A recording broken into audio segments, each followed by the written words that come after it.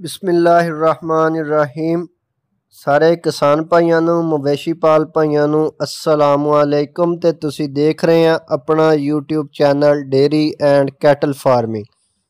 अज मैं अपने किसान भाइयों लई एक नवी वीडियो लैके आया वां जिहदे विच साडा अज दा वा कि जानवरां दी खरीदारी दे बारे च जिहड़े असूल ने सानूं जानवर खरीदण वक्त किहड़ियां-किहड़ियां गल्लां दा ख्याल रखना चाहीदा वा। असीं ओह कुछ असूल तुहाडे नाल शेयर करांगे, बयान करांगे। नाल ही नाल असीं अपनी मंडी च जानवर जिहड़े खूबसूरत जानवर ने इन्हां दा शौक भी तुहानूं करवावांगे।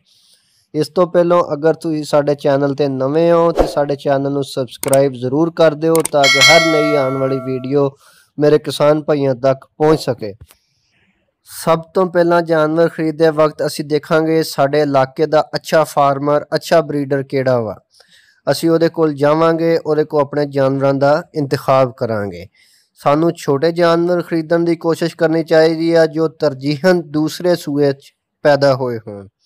ते सानूं इस गल दा यकीन बना लेना कि जानवर जिहड़ा असीं खरीद रहे हैं जानवर बिल्कुल बीमारियां तो पाक है। जानवर दा गोबर, पेशाब, साह लैना, टंपरेचर, जिस्मानी इजाज, चलने दा अंदाज, कमर और दुम हर चीज़ दा असीं बकायदा दा मुशाहिदा करके अपना जानवर खरीदांगे।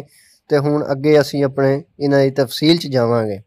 सानूं किहड़ियां-किहड़ियां चीज़ां चैक करनियां चाहीदियां ने।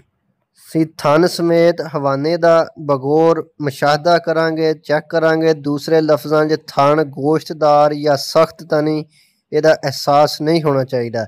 ਥਣ ਜਿਹੜੇ ਨੇ ਮੁਨਾਸਬ ਹੁਜਮ ਤੇ ਦਰਮਿਆਨੇ ਸਾਈਜ਼ ਦੇ ਹੋਣੇ ਚਾਹੀਦੇ ਆ। ਕੋਈ ਇਜ਼ਾਫੀ ਥਣ ਜਾਨਵਰ ਦਾ ਨਹੀਂ ਹੋਣਾ ਚਾਹੀਦਾ।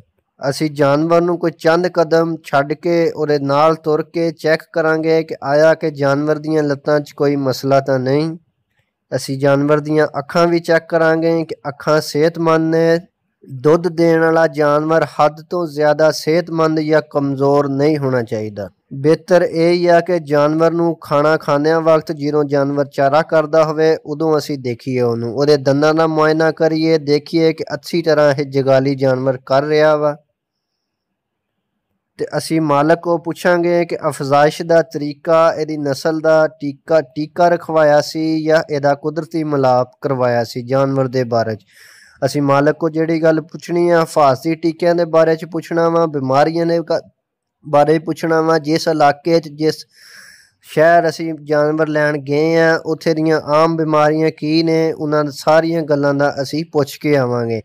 ਸਾਨੂੰ ਜਾਨਵਰ ਖਰੀਦਦੇ ਵਕਤ ਜ਼ਿਆਦਾ ਪੈਦਾਵਾਰ ਵਾਲੇ ਜਾਨਵਰਾਂ ਦਾ ਇੰਤਖਾਬ ਕਰਨਾ ਚਾਹੀਦਾ। ਇੱਕ ਵਾਰ ਦੀ ਖਰੀਦਦਾਰੀ ਜਿਹੜੀ ਆ ਬਾਅਦ ਵਿੱਚ ਪਛਤਾਵੇ ਦਾ ਸਬਬ ਨਾ ਬਣੇ।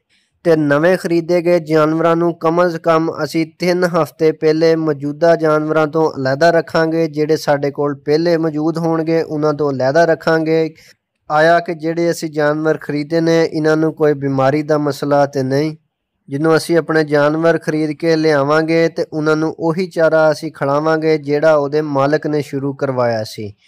ਤੇ ਉਸ ਤੋਂ ਤਕਰੀਬਨ ਅਸੀਂ 10 ਤੋਂ 14 ਦਿਨਾਂ ਤੋਂ ਬਾਅਦ ਆਪਣਾ ਚਾਰਾ ਜੇ ਅਸੀਂ ਤਬਦੀਲ ਕਰਨਾ ਚਾਹੁੰਦੇ ਹਾਂ, ਜੇ ਸਾਡਾ ਚਾਰਾ ਪਹਿਲੇ ਚਾਰੇ ਤੋਂ ਮੁਖਤਲਿਫ ਹੈ ਤੇ ਅਸੀਂ 10 ਤੋਂ 15 ਦਿਨਾਂ ਬਾਅਦ ਆਹਿਸਤਾ ਆਪਣੇ ਉਹਦੇ ਪੁਰਾਣੇ ਚਾਰੇ ਵਿੱਚ ਆਪਣਾ ਨਵਾਂ ਚਾਰਾ ਮਿਕਸ ਕਰਕੇ ਅਸੀਂ ਸ਼ੁਰੂ ਕਰਾਂਗੇ ਤਾਂ ਕਿ ਜਾਨਵਰ ਦੀ ਪੈਦਾਵਾਰ 'ਚ ਦੁੱਧ ਵਿੱਚ ਕੋਈ ਕਮੀ ਨਾ ਆਵੇ।